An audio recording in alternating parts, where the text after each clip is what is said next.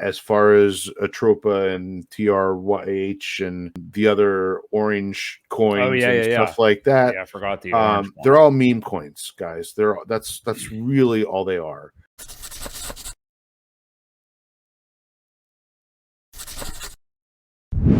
But I want to finish off on these couple of things. So let us talk real quick about this pDAI thing.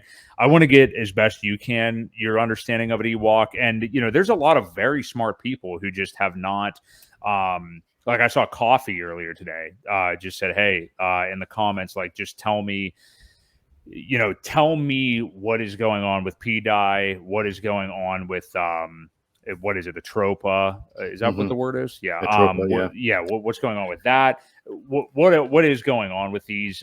Also the oh my god, I'm forgetting that other token. Not Richard Hart was right, but thank you, Richard Hart. So what? TYRH. Yeah. So all these things going on that have a little bit to possibly do with each other.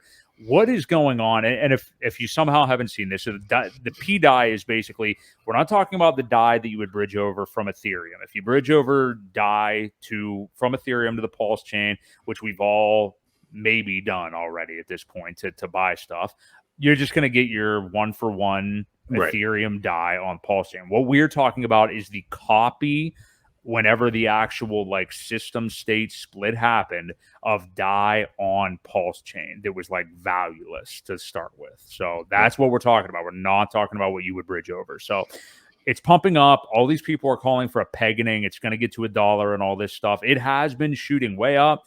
I forget what price. It basically a couple of days ago would have needed a 4,000x to get to $1. Now it's down to about a 1,500x. Yeah. So what do you make of what's going on with this, Ewok? All right. It's just kind of, it's just what I've picked up in the last 24 hours, whatever. So some of my facts could be wrong, so don't hold me to it. But I don't honestly think that it will ever reach parity. The way DAI operates is it is an algorithmic stablecoin.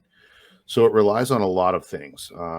Number one being an oracle that is tied to the price of Ethereum, mainly. It takes Ethereum, and the way DAI is created is by loans. Okay, so there are loans. Think of liquid loans and the way they're doing their protocol, very similar to the way DAI is working with Maker, and it is algorithmic. It is when people mint new, they're putting up collateral. So DAI is heavily collateralized, and needs to be that way for the protocol to work.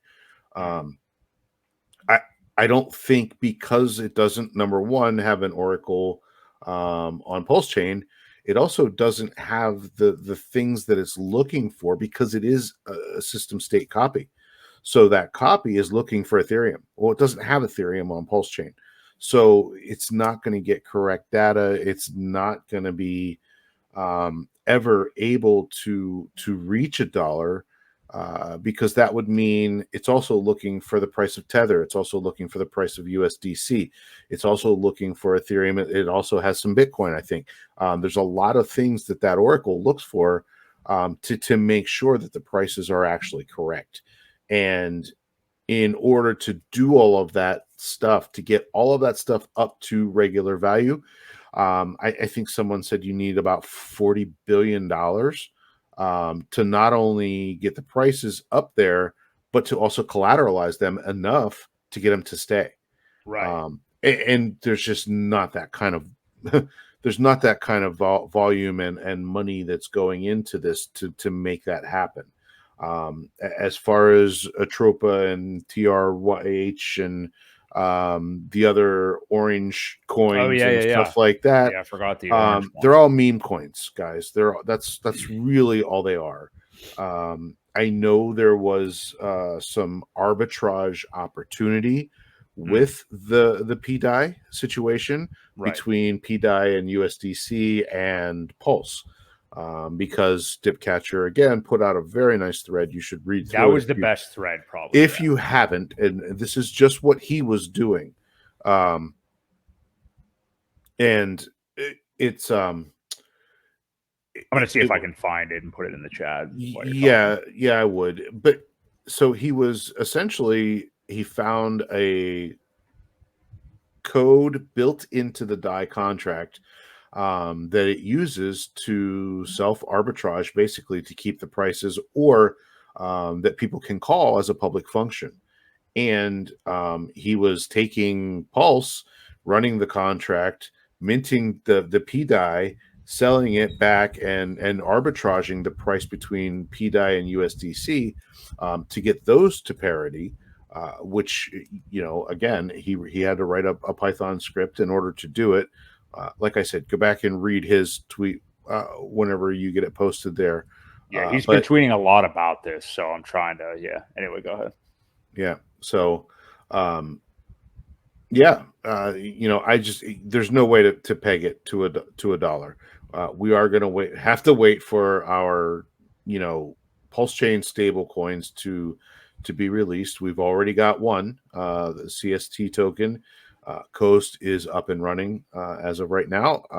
I got my onboard done yesterday, so I had a little issue that support helped me out with easily. You know, I had signed up for it when it was in beta, and I never got the initial then KYC in order to use it once the new product launched with the different bank. So they had to basically delete my account, and I had to start over. So okay, you know, I got you. Got that all taken care of. Now just waiting for Plaid to be able to talk to my bank, and that's the only problem. Or, I mean, you know, you can always wire money. Eventually they'll, here in the next however long, they're going to have access to cards, but you will be able to, you know, onboard right into the CST token, which is pegged to $1, and then trade into whatever you want on PulseChain easily. I do believe you will eventually be able to put it right into Pulse. I don't think you'll even have to take that step of going CST then to Pulse. So that'll be nice as well. For sure, yeah. The easiest, quickest way to get into the market. Yeah, Coast is once that thing really gets up and rolling, it's going to be very good, I think, as this bull market kind of trudges on. So